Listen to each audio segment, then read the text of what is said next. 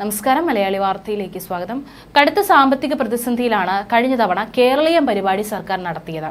പല ഭാഗത്തു നിന്ന് വിമർശനം ഉയർന്നു വന്നിരുന്നു. എന്നാൽ ഈ വർഷവും കേരളീയം പരിപാടി നടത്താൻ ഒരുങ്ങുകയാണ് സർക്കാർ. ഡിസംബറിലാകും ഇത്തവണ കേരളീയം നടത്തുക. കഴിഞ്ഞ വർഷം നവംബർ മാസത്തിലായിരുന്നു പരിപാടി നടത്തിയത്. പരിപാടിയുടെ നടത്തിപ്പിനെ കുറിച്ച് ചർച്ച ചെയ്യാനായി മുഖ്യമന്ത്രിയുടെ അധ്യക്ഷതയിൽ സംഘാടക സമിതി യോഗം കഴിഞ്ഞ ദിവസം ചേർന്നിരുന്നു. ചിലവ് സ്പോൺസർഷിപ്പിലൂടെ കണ്ടെത്താനാണ് വകുപ്പുകൾക്ക് നിർദ്ദേശം നൽകിയിട്ടുള്ളത്.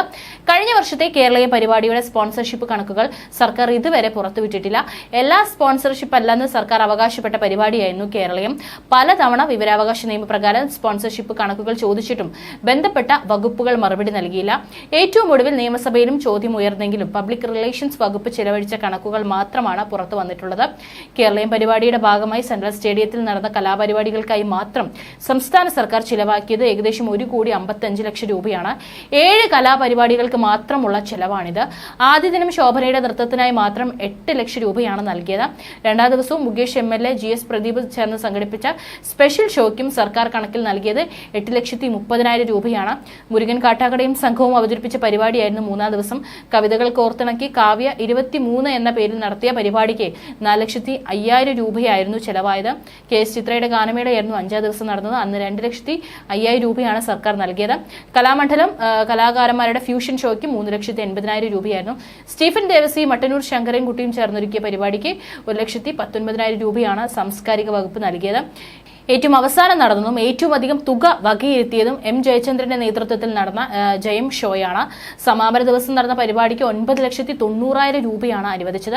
ക്ഷേമ പരിപാടികളും ശമ്പളവും പെൻഷനും എല്ലാം ഇവിടെ മുടങ്ങിക്കിടക്കുകയാണ്. അത് അന്നും അങ്ങനെ തന്നെയാണ്, ഇപ്പോഴും അങ്ങനെ തന്നെയാണ്. ആ ഒരു സാഹചര്യത്തിലാണ് ഇത്രയും തുക ചിലവഴിച്ചുകൊണ്ട് വലിയ ആർഭാടത്തോടെ കേരളീയം പരിപാടി സർക്കാർ നടത്തിയതും ഇനി നടത്താനായിട്ട് ഒരുങ്ങുന്നതായിട്ടുള്ള വാർത്തകൾ വരുന്നതും. ഏതായാലും ഇത്രയും ആർഭാടത്തോടെ നടത്തുന്ന കേരളീയം പരിപാടി സർക്കാരിന്റെ കേവലം മുഖം മിനുക്കാനുള്ള PR വർക്ക് മാത്രമായി ന്യായമായും സംശയിക്കാം.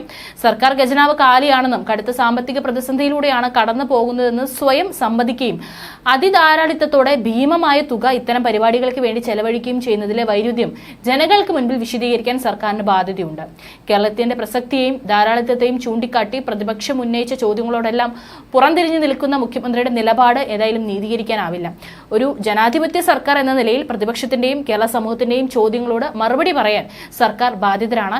എന്നാൽ അതിനൊന്നും മറുപടി പറയാൻ സർക്കാർ മുതിരാറില്ല. ഇനി എല്ലാ വർഷവും കേരളീയം നടത്തുമെന്നും തിരുവനന്തപുരത്തായിരിക്കും സ്ഥിരം വേദിയെന്ന് മുഖ്യമന്ത്രി കഴിഞ്ഞ വർഷം കേരളത്തിന്റെ സമാപന സമ്മേളനത്തിൽ പ്രഖ്യാപനം നടത്തിയിരുന്നു. സ്വകാര്യ സ്പോൺസർമാരിൽ നിന്ന് പണം പിരിച്ച് സർക്കാർ നടത്തുന്ന പരിപാടി വലിയ വിമർശനങ്ങൾക്കും വഴിവെച്ചിരുന്നു.